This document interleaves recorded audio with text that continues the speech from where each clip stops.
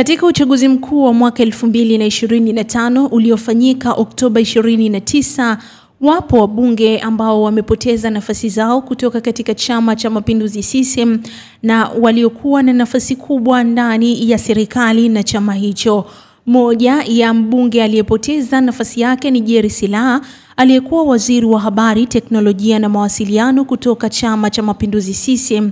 Akishindwa kutetea kiti chake cha ubunge, Silaa alikumbana na mchuano mkali wa Bakari Shingo, mgombea wa ACT Wazalendo katika jimbo la Ukonga, na hivyo kuwa waziri pekee aliyeangushwa kwenye uchaguzi.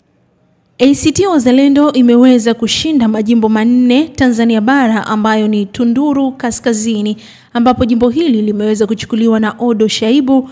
Kasi Kaskazini, jimbo hili limeweza kuchukuliwa na Bazililo Kapunda Mbwilo. Kigoma Kaskazini, jimbo hili limeweza kuchukuliwa na Kiza Mayeye, na Ukonga ambapo jimbo hili limeweza kuchukuliwa na Bakari Shingo ambaye ndiye ameweza kumtoa waziri Jerry Silaa. Kushindwa kwa Jerry Silaa ambaye alikuwa na nafasi kubwa serikalini ni pigo kubwa kwa CCM. Ushindi wa Bakari Shingo katika jimbo la Ukonga unadhihirisha mabadiliko katika siasa za Tanzania, ambapo vyama vya upinzani vimeendelea kupata umaarufu na nguvu miongoni mwa wapiga kura, hasa vyama ambavyo vilikuwa havina nguvu katika kushika uongozi. Zaidi ya hayo, mgombea mwingine aliyepigwa chini kutoka Chama cha Mapinduzi CCM jimbo la Segerea ni Bona Kamoli, aliyeshindwa pia kutetea kiti chake, na chama cha Chauma kimeweza kuchukua nafasi hiyo. Ushindi huu wa Chauma pia ni ishara ya nguvu inayozidi kukua kwa vyama vya upinzani,